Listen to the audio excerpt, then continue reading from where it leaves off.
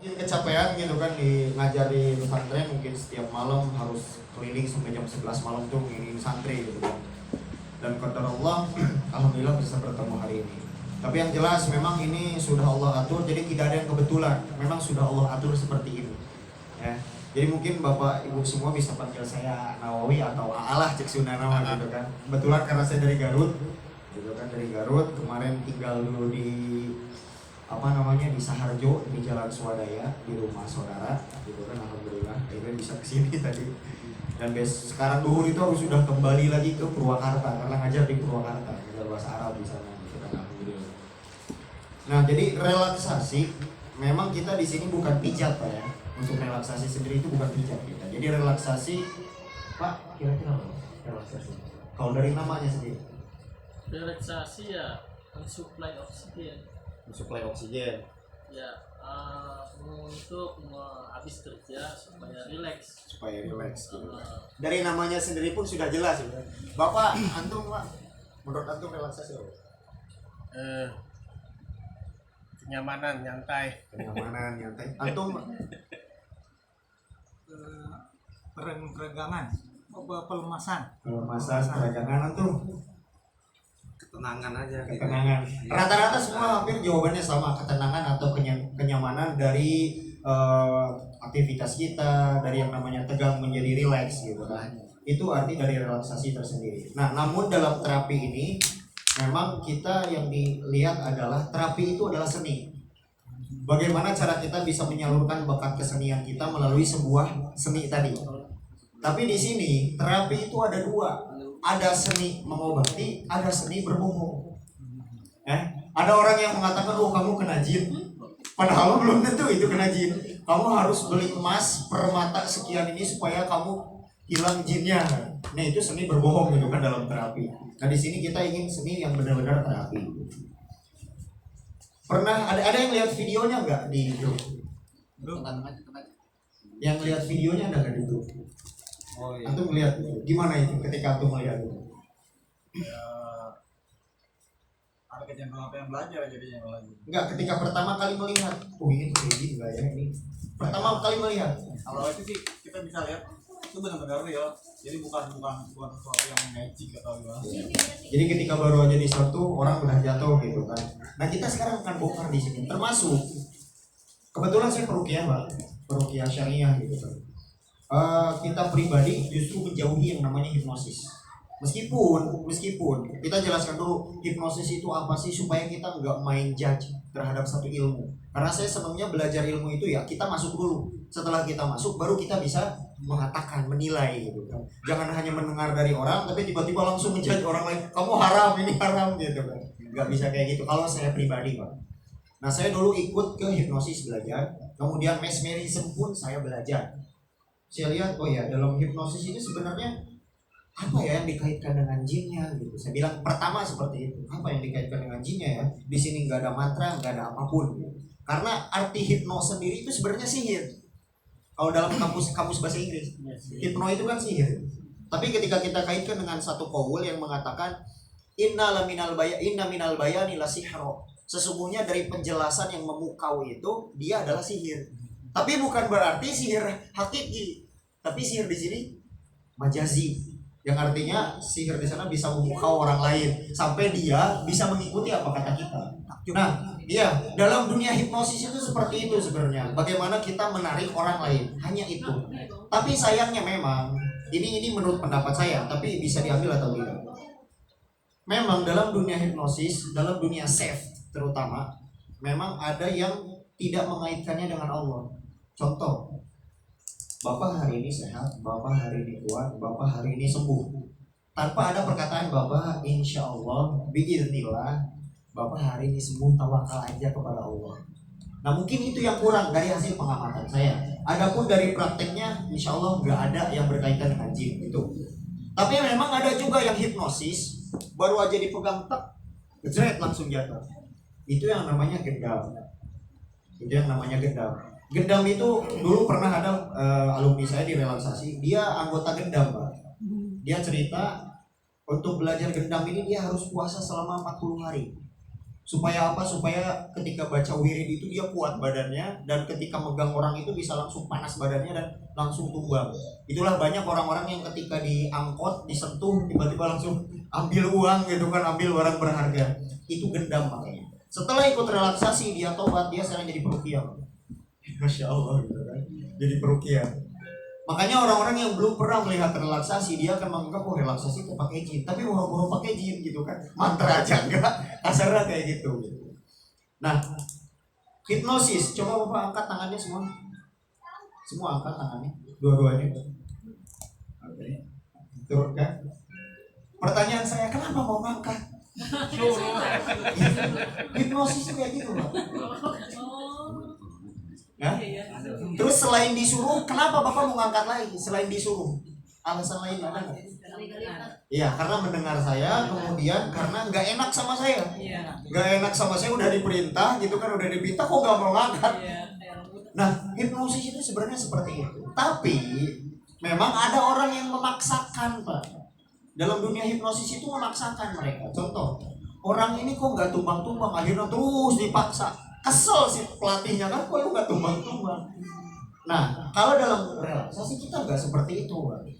Kita nggak pakai sugesti, kita nggak pakai kata-kata. Misalkan Bapak bisa di tengah di sini. Contoh dulu. Ini kita supaya ini Pak ya, supaya meras semuanya. Bapak tahu, kita tahu. Dalam dunia hipnosis, Bapak mungkin pernah melihat Uya-Kuya atau siapapun yang mengatakan, Bapak bayangkan hari ini Bapak berada di Bali. Loh, kan dia belum pernah ke Bali, ini ngebayanginnya kayak gimana? Coba Bapak bayangkan Bapak sekarang berada di hotel, Bapak naik ke dalam lift, kemudian Bapak bayangkan lift itu kayak gimana? Ini gimana kalau misalkan pasiennya belum pernah ke hotel? Jadi kan secara tidak langsung kita memaksa supaya dia ikut. Padahal sebenarnya jika ingin ikut dengan apa yang diperintahkan oleh trainer, padahal mudah. Asal jelas ilmunya, bisa dimengerti, insya Allah mereka akan ikut tanpa harus dipaksa. Oke Bapak, hitungan ketiga Bapak harus tidur. Dipaksa gitu, padahal orangnya nggak mau buat tidur gitu kan. Nah, dalam dunia hipnosis seperti itu. Ada juga yang namanya mesmerism. Mesmerism itu yang menggunakan kekuatan. Saya selama ikut yang seperti itu, saya nggak pernah ikut permainannya, cuman duduk aja gitu kan, ngeliat oh ternyata kayak gini. Jadi dalam dunia mesmerism ada yang memang mereka harus bertapak dulu, ada mereka yang harus ijazah dulu gitu Pak. Ada yang harus membaca alif lam mim sekian ratus kali gitu kan. Jadi mesmerism itu menjatuhkan orang dari jauh. Waduh, saya bilang keren gitu kan, bisa seperti ini. Tapi saya hanya sebatas ingin tahu, oh ini pembanding, supaya kita nanti ketika ada orang yang berkata, oh ini teh haram, ini teh haram, kita juga tahu apa alasan kenapa diharamkan. Itu. Adapun penggunaan wirid itu dan ini itu dikembalikan kepada masing-masing, silakan sesuai keinginan dan sesuai keyakinan masing-masing. Kita nggak bisa mencegah orang lain dari sana. Yang penting kita beri yang terbaik. Silakan Anda mau ikut yang mana. Dalam dunia relaksasi kami nggak seperti itu, Pak. Dalam relaksasi itu, coba beliau kalau dari muka, maaf, kelihatannya orang seperti apa beliau? Kalau dari mukanya? Tegas. Tegas terus. Gampang ditakutkan. Yang turut. Terus Pak? Diam. Apa lagi? Cemen. Ini yang kelihatan aja Pak, yang kelihatan aja. Bukan mau buka aib enggak ya, Pak ya, bukan apa ya? Kalem gitu. Coba sekarang lihat dari alisnya Pak. Tipis ya. Alisnya kayak gimana beliau? Ya memang alisnya tipis, cuman dari alis itu bisa kebaca karakter orang Pak. Apa aja. Nggak nyambung. Gak nyambung gimana? Bukan dari bentuknya. Bukan dari bentuk alisnya, tapi karakter yang terbaca dari alis Bapak ini seperti apa? Belum belajar ilmu alis. Pasrah orangnya.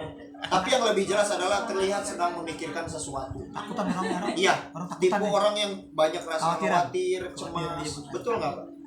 Khawatir. Betul. Nah, itulah beliau termasuk orang dingin. Nah, relaksasi itu dia bukan pengobatan untuk orang-orang yang tipenya panas, tipe orangnya nantang, bukan relaksasi. Jadi relaksasinya siapa yang mau direlaksasi? Dia. Jadi kalau misalkan orang-orang yang keras nantang, nggak usah ngapain, dah dia mah sehat. Dan relaksasi mah khusus untuk orang-orang yang mengidap penyakit stres berat. Tapi bukan berarti yang udah gila, Bu. Orang gila mah nggak cocok direlaksasi. Karena apa? Karena dia nggak ngerti apa yang kita bicarakan. Ibu mau direlaksasi, ngomongnya ke sana kemari nggak akan nyambung gitu kan. Karena setiap penyakit pasti ada obatnya sendiri-sendiri gitu kan yang sesuai. Nah, dalam relaksasi seperti itu. Kita hanya mengobati orang-orang yang memang punya gangguan pikiran. Nah, makanya disebutkan penyakit itu dimulai dari satu, pencernaan, Pak. Ada yang tahu dalilnya, Pak? Ada yang tahu dalilnya nggak, Pak, dari hadisnya? Pertama, pencernaan ya. Contoh, Bapak ada penyakit apa tadi? Jantung. Itu dimulai dari sini, Pak. Iya. Dari pencernaan, banyak khawatir, banyak cemas, banyak rasa takut, akhirnya si saluran darah menyempit, ditambah lagi makanan kayak gorengan, ditambah ayam dingin-dingin, aktivitas kecapean, akhirnya larinya ke jantung, gitu kan? Sama juga yang diabetes, sama dimulai dari sini. Dimulai dari sini, makanya Rasul mengatakan al-ma'iddatu baitudda, pencernaan itu sumber penyakit.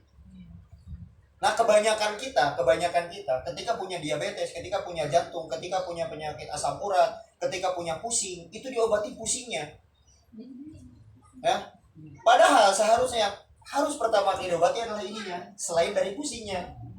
Karena kalau misalkan kita di rumah ada ada bau bangke, kita bukan hanya beli bayi fresh disemprot, bukan hanya itu, tapi bangkainya dulu yang harus kita buang.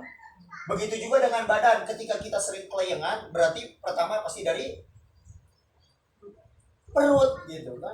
Yang kedua bisa dari darah. Penyakit itu bisa dari sini. Makanya dikatakan inna syaitana yajri majrad dam. Sesungguhnya setan itu berjalan mengalir di mana? Di aliran darah. Itulah kenapa kita berbekam, kita dianjurkan untuk fasdu, dianjurkan untuk main lintah gitu kan. Salah satunya itu dengan harapan mudah-mudahan bukan hanya penyakit yang keluar tapi juga gangguan jin dalam tubuh bisa keluar. Gitu. Itulah kenapa asyifa fi thalatha. Pertama syurubul asal, yang kedua syurutatul mihjam, yang ketiga al-kai. Jadi sumber kesembuhan itu dari tiga, dari minum madu, dari bekam, dan dari kai. Yang kai yang dipanasin gitu kan. Tapi kata Rasul wa ana anha gitu, saya melarang dari K, karena K itu melukai gitu kan. Makanya kebanyakan sekarang yang minum madu, yang dibekam gitu kan, itu yang direkomendasikan oleh Rasul. Terus gimana dong pijat, kan gak direkomendasikan sama Rasul, ya nggak apa-apa gitu kan. Meskipun pijat Jepang atau Yumeho gak ada di zaman Rasul, ya nggak jadi masalah. Dan ini mah bukan ibadah, dan ini mah muamalah gitu kan. Bukan ibadah yang sholat duhur jadi 5 rakaat, itu baru nggak boleh gitu. Kalau selama yang lain insya Allah nggak apa-apa selama tidak keluar dari syariat. Nah, yang ketiga, penyakit dari mana? Dari pikiran. Yang keempat, dari tulang. Dari pikiran mana dalilnya? Di dalam hadis Arba'in dikatakan fil jasad mudghah fa idza salahat saluhal jasadu kullu wa idza fasadat fasadal jasadu kullu ala wahyal qalb. Jadi dalam tubuh kita ada satu gumpalan, ada satu bagian yang mana jika dia rusak semuanya rusak. Jika dia baik, semuanya baik. Apa? Ala wahyal qalb. Pertama, qalb itu diartikan oleh para ulama jantung. Ketika jantungnya kena ya udah lewat gitu kan. Yang kedua, qalb itu bisa diartikan pikiran. Jadi ketika pikiran terganggu ya semuanya terganggu. Saya punya GERD Pak dulu. Punya GERD. Kalau udah kena GERD sekali itu bayangan takut mati Pak. Yang akhirnya apa? Ngedropnya lama gitu. Yang biasanya keliling ke sana kemari ketika punya GERD, makan cabai sedikit naik pikiran, aduh saya takut paru-paru, aduh saya takut jantung, aduh saya takut ginjal gitu kan. Akhirnya habis jutaan rupiah cuma untuk ngecek EKG, padahal pas dicek gak ada apa-apa, dicek paru-paru padahal gak ada apa-apa. Nah ini pikiran merusak gitu. Ketika satu rusak maka seluruh badan pun akan rusak. Ketika pikiran bagus seluruh badan pun akan bagus ya. Makanya Rasul menyarankan untuk memperbaiki pikiran. Allah menyarankan juga kepada kita, bahkan mewajibkan, salah satunya dengan Quran, salah satunya dengan zikir untuk menenangkan pikiran. Ala tatmainnal qulub, ala bizikrillahi tatmainnal qulub. Sesungguhnya zikir itu menenangkan hati. Dan yang keempat itu dari tulang.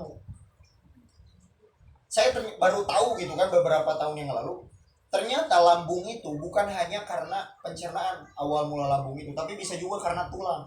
Tulang ngegeser sedikit, tulang si lambung kegeser gitu kan.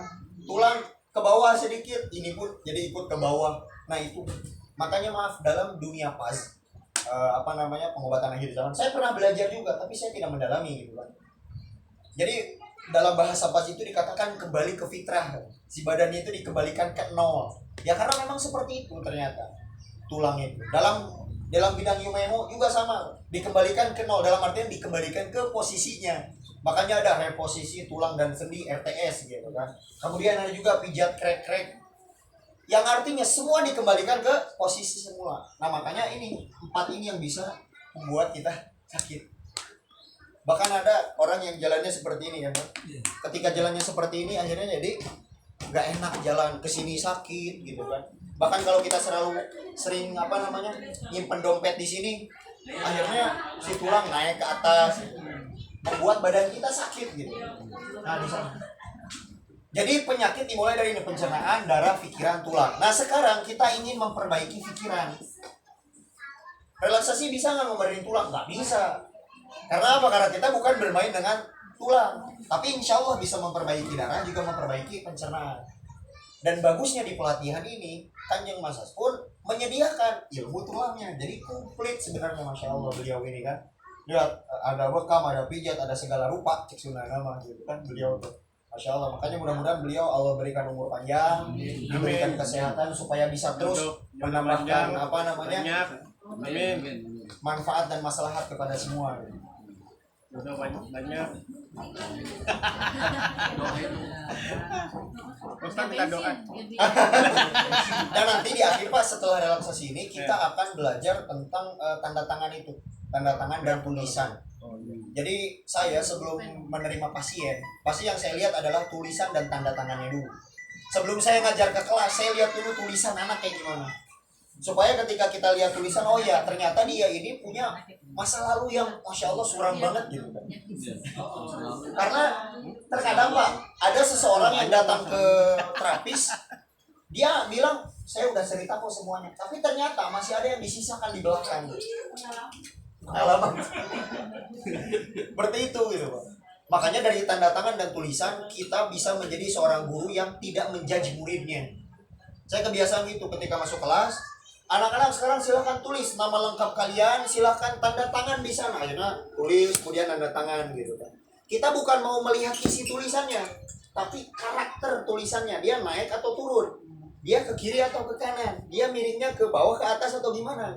Nah, dari sana kita semua bisa belajar. Nanti saya kasih PDF-nya Pak. Di sini saya kasih kuncinya, nanti Bapak buka PDF-nya. Ternyata seperti ini. Masya Allah.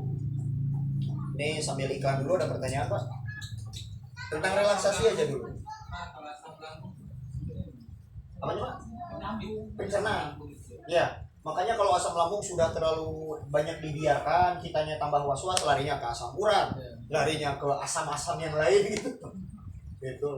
Makanya terkadang orang yang kambuh asam lambung, biasanya asam uratnya kambuh juga Pak. Biasanya ya, kalau yang sudah memang punya riwayat ginjalnya lemah. Nyambung. Saat katanya kalau yang asam lambung hubungan dengan ibu kandungnya bermasalah kan? Ini nggak berkandung. Gini Pak, nggak selamanya seperti itu Pak. Kadang bermasalah dengan tetangganya bisa jadi asam lambung. Ya. Yang namanya dengan orang tua bukan hanya masalah dengan asam lambung, tapi dengan masalah hidupnya juga Pak. Ketika bermasalah dengan orang tua, rezekinya susah juga. Karena kan orang tua masuk berkunci hidup. Bermasalah sedikit aja, oh udah. Itu kan ya. Makanya ketika kita punya, kok hidup saya banyak masalah banget, ya berarti coba tanya, ada masalah nggak dengan orang tua? Karena terkadang orang tua pasti tanya, mama udah maafin saya belum? Terkadang dalam hati, iya udah. Padahal masih ada yang ngeganjel gitu. Kita kan selama ini cuma berani bilangnya, mama maafin ya, saya sekarang maaf banyak salah dan lain-lain. Ketika Idul Fitri, Idul Adha gitu kan. Iya kan? Udah beres makan itu mah opor ayam, balik lagi udah. Di rumah yang ngomongin lagi orang tua gitu kan. Punya orang tua kayak gini, nanti itu kan kebiasaan kita sebagai manusia. Wajar, namanya juga manusia, kita bukan malaikat yang tanpa hawa nafsu, tanpa itu ini gitu kan. Masya Allah. Selain itu ada lagi Pak? Kalau GERD itu tadi pelabung juga ya? Ya memang bagian dari sana kan ada mah, ada GERD gitu kan, dispeksia. Iya, GERD itu kan kasarnya lamun kanker mas stadium 4 lah kasarnya gitu, stadium 3-4 yang membuat seluruh badan tuh nggak enak. Perasaannya tuh wah ini penyakit saya kok banyak banget, tapi pas dicek nggak ada apa-apa gitu kan. Nah makanya kita kenapa pengen relaksasi, karena kebanyakan yang punya GERD itu masalahnya di situ, pikirannya Pak. Karena kalau ingin merubah makanan biasanya orang sedikit kesulitan merubah makanan itu. Contoh saya dulu ketika kena GERD Pak, pokoknya mah mau makan di gorengan. Ayo pas udah pulang ke rumah mah gorengan deh. Makanan terkadang itu gitu. Makanya yang bisa relaksasi silahkan bantu orang-orang yang punya kasus GERD ini. Termasuk Bapak, karena dari muka kan kelihatan khawatir, cemas. Wallahu alam ya. Seperti apa? Yang jelas nanti kita pelajari relaksasinya. Nanti kita belajar relaksasi mandiri dan bagaimana merelaksasi orang lain. Nanti prakteknya mau di mana ini? Di situ atau di sini? Di sini aja. Kalau kamar non gerak Itu pribadi. iya. Wah itu mah khusus buat kanjeng. Enggak, ini mah kan buat umum. Buat umum. Kita relaksi bisa relaksi mandiri kan? Bisa. Udah aja Mas, gini aja kalau apa? Iya. Ini juga cuma relaksasi mandiri sendiri Ini kita sendiri. ya sendiri. bisa ya? Iya bisa. Nanti aja lihat ya. Bangunnya maghrib. Saya kurang sependapat ya mengenai pernyataan Ustaz mengenai self Pak. Ya kan? Karena yang saya kan pernah kena stroke gitu. Dan telapak kaki ini terasa sakit semua. Nah, itu kan kalau saya kan kita menyerahkan diri. Iya, betul. Ya kan intinya. Nah istilahnya misalnya saya rela begini dan begini. Nah sedangkan perkembangan sekarang self itu banyak kata-kata yang dimodifikasi Betul. seperti ya Allah, saya rela dan ikhlas, spiritual kaki saya telapak kaki saya sakit gitu. Kan dulunya EFT Pak. Makanya saya bilang tadi sekarang makanya saya bilang tadi dalam hipnosis bukan dalam self. Itu dalam dunia hipnosis memang mereka kurang bawa Allahnya. Dulu self itu nama aslinya EFT. Tapi hari ini ditambah S, spiritual gitu kan, akhirnya ditambahkan nama Allah tadi. Nah yang tadi saya bawa adalah dunia hipnosis. Jadi dunia hipnosis itu orang-orang, Bapak hari ini Bapak sehat ya, hipnoterapi lah dalam kasarnya gitu. Bapak hari ini Bapak sehat, Bapak ini hari ini bla bla bla. Tanpa mengajak pasien untuk Bapak bahwasanya Allah itu, nah tanpa itu di awal gitu. Bisa dipahami Pak ya? Adapun oh saya pernah di save kok, oh saya pernah di hipnosis kok, ya itu mah kembali lagi kepada masing-masing. Kalau saya hanya membandingkan saja, hanya membandingkan antar ilmu. Oh gini loh caranya, ini loh caranya. Silakan nanti Bapak bisa mengambil persepsi Bapak masing-masing. Apakah menurut Bapak ini boleh atau tidak? Yang jelas kalau saya pribadi memang saya bergelut dalam dunia ruqyah dengan fasdu, mekam, gitu kan, sama terapi lintah. Bergelut dalam dunia itu. Nah, dalam dunia relaksasi yang pertama kali ada ini nggak Pak? Isu.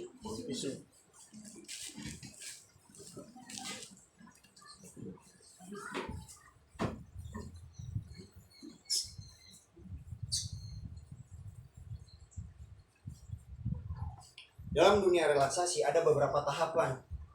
Yang pertama, ini sudah tahapan umum. Ketika pasien datang, apa yang dilakukan pasien? Ketika pasien datang, apa yang dilakukan Pak? Dalam terapi umum? Belum. Wawancara dulu kan? Apa keluhan Bapak gitu kan? Wawancara gitu kan? Wawancara atau istilahnya? Ya, itulah. Apa namanya, ngobrol dulu, curhat dulu. Nah dalam relaksasi ketika pasien curhat, ketika pasien menyampaikan keluhan jangan pernah dipotong Pak. Kalau kami relaksasi jangan pernah dipotong. Karena apa? Biarkan beliau mengeluarkan dulu semua isi hatinya. Jangan misalkan Bapak saya itu lambung saya sakit, salah Bapak. Salah Bapak sendiri kenapa makannya jorok aja kayak gitu. Biarkan aja.